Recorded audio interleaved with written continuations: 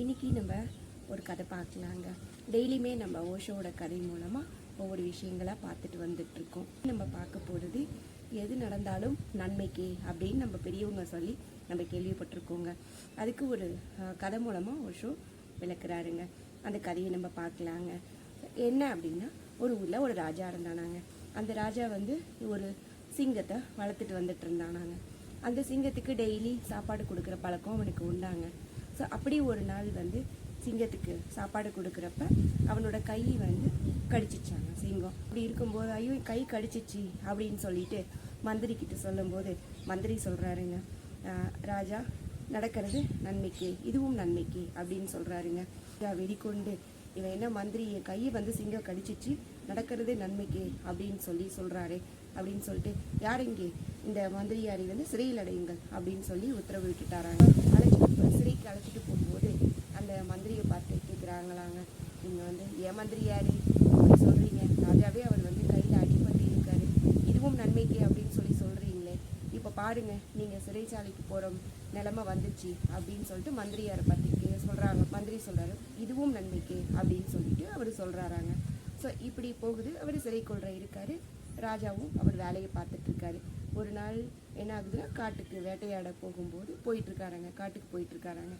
So அப்போது அங்கே உள்ள காட்டுவாசிகள் அவரை சூழ்ந்துட்டாங்களாங்க. ஸோ சூழும்போது அவங்களுக்கு என்ன அப்படின்னா, அந்த காட்டுவாசிகள் அவங்க நரபலியெல்லாம் கொடுப்பாங்க. நரபலிக்கு ஒரு ஆள் தேவைப்பட்டாங்க. மந்திரியாரை விட்டுட்டு இவர் தனியாக தான் போனது. ஸோ அங்கே தனியாக மாட்டிக்கிட்டாராங்க.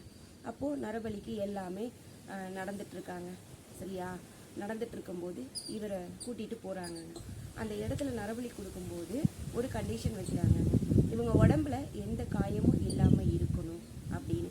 அப்போது பார்க்கும்போது அவரோட கையில் காயம் இருக்குங்க, அந்த சிங்கம் கடிச்ச காயம் தாங்க. இந்த ராஜாவுக்கு தோணுதான், ஆஹா மந்திரியார் சொன்னது கரெக்ட், காயம் இருந்ததுனால அந்த ராஜா அந்த காட்டுக்கூட்டத்திலிருந்து விடுபடுறாருங்க. ஸோ அப்போ வரும்போது மந்திரியாரை பார்த்து மந்திரியாருக்கு நன்றி சொல்கிறாருங்க.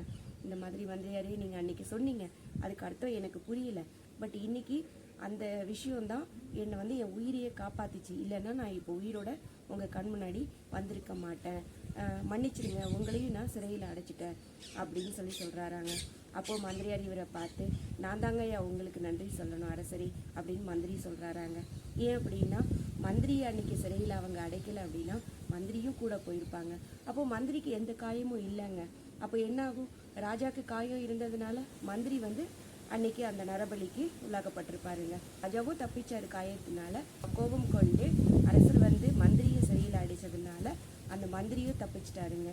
ஸோ ராஜா இவரிடம் மன்னிப்பு கேட்க போக மந்திரி ராஜா கிட்ட கூறினாராங்க, சரியா? ஸோ நீங்கள் என்னை சிறையில் அடைச்சதும் நல்லதுக்காக தான், இதுவும் நன்மைக்கு அப்படின்னு சொல்லி இந்த கதை முடியுதுங்க. நம்மள நிறைய பேர் அப்படிதாங்க, நமக்கு ஒரு கஷ்டங்கள் வந்துட்டு இருக்கும் போதோ, ஒரு சோதனைகள் வந்துட்டு இருக்கும் போதோ நம்ம யோசிக்கிறது உண்டுங்க, இது ஏன் நமக்கு மட்டும் இப்படி நடக்குது அப்படின்னு சொல்லிட்டு. பட் கடவுள் நமக்காக ஒரு காரணத்தினால தாங்க அந்த விஷயம் நடந்திருக்கும். அது நமக்கு அந்த டைமில் தெரியாதுங்க. ஆனால் அதுக்கப்புறம் ஒரு விஷயம் நடக்கும் போதும் இல்லை ஒரு கெடுதல் வரும்போதும் நமக்கு அது ரியலைஸ் ஆகுங்க. ஸோ இதுதான் நம்ம பெரியவர்கள் சொல்லுவாங்க, தலைக்கு தலைப்பாகோட போயிடுச்சு.